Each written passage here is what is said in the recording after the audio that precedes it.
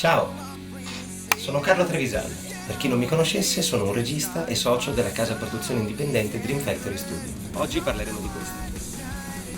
Panasonic GH4, GH4. Nel cinema indipendente è molto importante guardare al rapporto qualità-prezzo, perché al contrario delle produzioni major, cioè delle produzioni dove il budget è alto, nel cinema indipendente si lavora in low budget. Questo implica che ogni singolo centesimo investito è molto importante. E questa macchina, per il rapporto qualità-prezzo che ha, vale molto più di quello che costa. È una macchina che permette di riprendere in 4K e anche ad altre risoluzioni, quali Full HD, 720p, eccetera, con svariati frame rate e così via.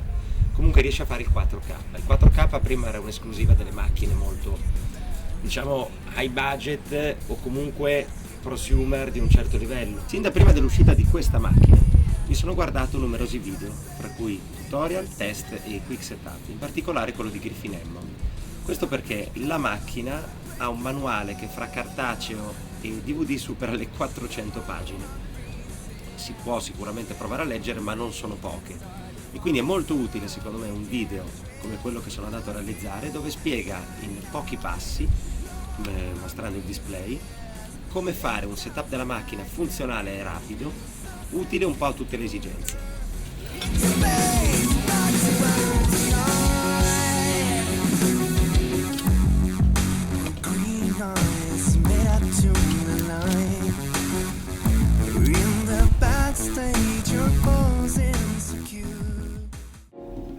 Ok, allora ecco qua, vediamo la macchina. Per prima cosa mettiamo la batteria, poi mettiamo la memory card. Consiglio una memory card buona per poter girare in 4K o in generale per i video. Per esempio questa è 95 MB per secondo, quindi è perfetta. Mettiamo la memoria e accendiamo. Andiamo nel menu. Come vedete il menu può scorrere sia con la levetta, sia premendo, sia touchscreen. Andiamo per esempio a impostare il background. A me non piace né troppo chiaro né troppo scuro, quindi metto, non so, questo. Andiamo nella lingua e mettiamo italiano. Eccolo qua. Abbiamo prima di tutto la ghiera dove si sceglie la modalità. Sono praticamente tutte modalità fotografiche dove il video si attiva da qui, a parte la modalità video, che è quella che ci interessa maggiormente, che è quella per cui sto spiegando come impostare la macchina, che è questa qua. Quando mettiamo su modalità video, la ripresa si può iniziare sia dal bottone di video, che filma nelle altre modalità, sia dallo shutter, dal tasto che si schiaccia per fotografare, che in questo caso farà appunto il video. Per comodità c'è anche questo tasto che blocca la ghiera, in modo che se accidentalmente la muoviamo, la ghiera rimane ferma. Vedete? Invece se è alto si muove, quindi la blocchiamo su video. Abbiamo diversi tasti, abbiamo il white balance, per esempio, come potete vedere possiamo cambiare i vari settaggi del bianco, i lanciamenti del bianco quindi, e abbiamo gli ISO, cioè possiamo controllare la luminosità, 200, 400, 800, 1600, eccetera. E da qui controlliamo l'esposizione che vogliamo dare, in meno o in più, forzatamente rispetto al diaframma. Vediamo un po' cosa fare nel menu. Per prima cosa andiamo dove ci sono i beep e li togliamo perché sono molto fastidiosi, diciamo, sia quando si riprende sia anche quando si fanno foto, eccetera.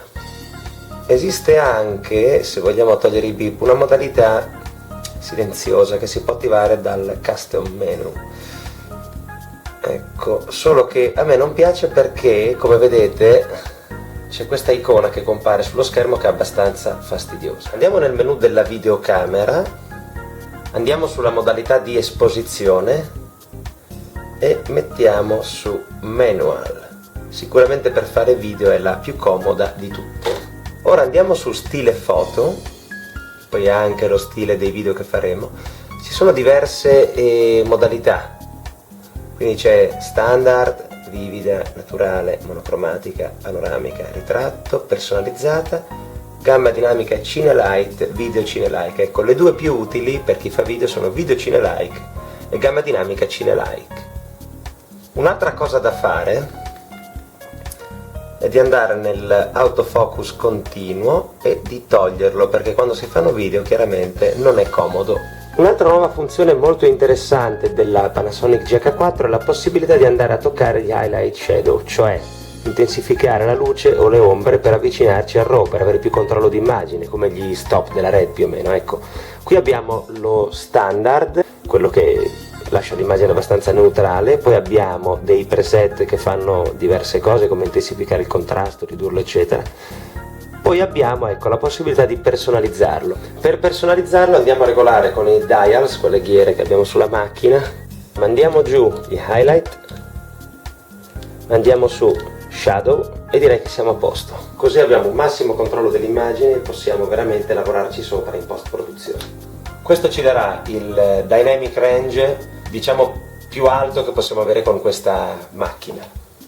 Un'altra funzione che può alzare diciamo il range dinamico, sempre, cioè il dynamic range, sempre per farlo diventare il più possibile vicino al RAW, è il livello del master pedestal. Chiaramente se lo alziamo al massimo, ecco, guadagniamo degli stop e quindi, come ho detto prima, siamo sempre più vicini a quello che è il tipo di registrazione RAW, quello che fanno anche per dire le Red o altre macchine. Nel Full HD ce ne sono diverse, nel 4K chiaramente lo fanno solo le macchine di alto livello. Una cosa che secondo me è assolutamente da cambiare, è una funzione nuova nata sicuramente con i migliori presupposti, ma purtroppo ahimè scomoda, è una disattivazione automatica del display nel momento in cui si va vicini all'eye view. Questo sicuramente è stato studiato perché se uno si avvicina alla macchina all'occhio, la macchina in automatico passa l'immagine dal display al visore. Purtroppo è molto scomoda perché se io per esempio devo filmare avvicinandomi la macchina al corpo, dovendo tenere altri accessori vicino, in automatico mi sparisce l'immagine e la cosa è, ahimè, molto fastidiosa. Quindi vediamo come toglierla. Allora andiamo ancora nel custom menu, sensore occhi, e lo mettiamo assolutamente off. Ok, ora andiamo nel sensore occhi, andiamo qui e lo mettiamo su monitor. Questa è la soluzione più comoda perché ora l'unico modo per switchare, cioè per passare dal display al visore, è quello di premere il tasto che si trova esattamente di fianco al visore in modo da appunto passare da uno all'altro. Un'altra cosa da togliere assolutamente secondo me è la luce assist del fuoco automatico, veramente, cioè, si spara flash alla gente davanti, quindi evitiamo. Poi andiamo a mettere autofocus più manual focus, lo mettiamo on. Questo è l'unico modo per poter usare insieme il fuoco manuale e il fuoco automatico. Tenendo premuto lo shutter a metà, noi possiamo, mentre stiamo appunto tenendo premuto il bottone, muovere la ghiera per poter inquadrare, per poter mettere a fuoco l'immagine. La Panasonic GH4, essendo più mirata al video rispetto alle precedenti macchine, ha una funzione di zebra, le cosiddette strisce che compaiono dove l'immagine brucia, quindi dove è bianco assoluto, che sono molto gradite dai videomaker, dai registi, dagli operatori, comunque da chi fa video. Un'altra cosa molto importante da impostare è la visuale in priorità video, cioè il visore insomma in priorità video, lo mettiamo on e così facendo il video diventa molto più, diciamo, lo schermo voglio dire diventa molto più da video perché inizia a dare indicazioni molto più utili ai video piuttosto che alle foto. Allora si sta scaricando la batteria ma tanto abbiamo quasi finito.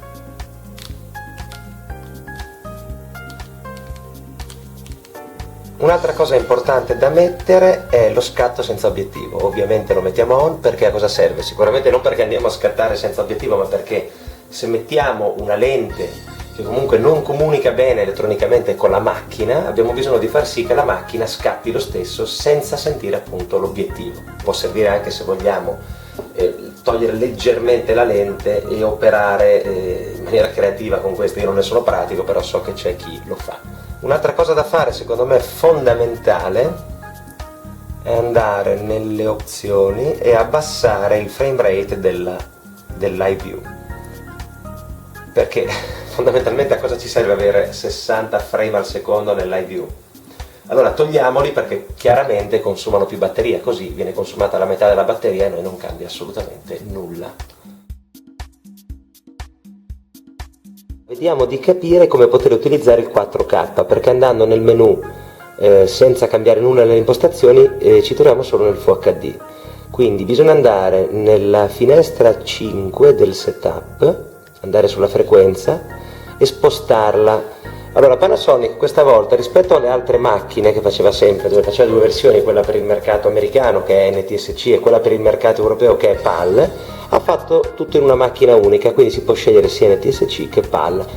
Per poter usare il 4K invece dobbiamo andare su 24, modalità cinema, quindi andiamo qua, spegnere e riaccendere la fotocamera, allora la spegniamo. Ok, adesso abbiamo riacceso la macchina, torniamo nel formato di registrazione, purtroppo non possiamo più scegliere AVC HD, ma ci possiamo accontentare dell'MP4 o del MOV. Andiamo sul MOV, poi andiamo nella qualità di registrazione. Allora, vedi, adesso possiamo scegliere 4K, perché questo qua è il 4K White, proprio da cinema, quello cinematografico, mentre questo è un 4K un po' più ridotto, cioè non largo come l'altro. Poi abbiamo sempre l'HD e le altre cose, quindi ecco qua, selezioniamo il 4K da cinema. Questo per poter registrare in 4K. Un problema di Panasonic GH4 che alcuni di voi noteranno è che per esempio il frame rate variabile non è attivo. Allora, come abbiamo detto prima, per poter utilizzare il 4K dobbiamo andare nel menu delle impostazioni e mettere la frequenza di sistema a 24. Invece per poter utilizzare il frame rate variabile, cioè poter aumentare i frame al secondo e poter fare i rallenti, dobbiamo cambiare la registrazione. Infatti al 4K purtroppo non lo possiamo fare. Andando al Full HD, allora ecco questo, il frame rate variabile si può attivare, si può spegnere oppure si può settare decidendo quanti frame vogliamo al secondo. Chiaramente aumentando i frame per esempio a 96 al secondo potremo avere dei gran rallenti, ma avremo il problema che non avremo l'audio e comunque no, mi sembra solo che non abbiamo l'audio come aspetto negativo.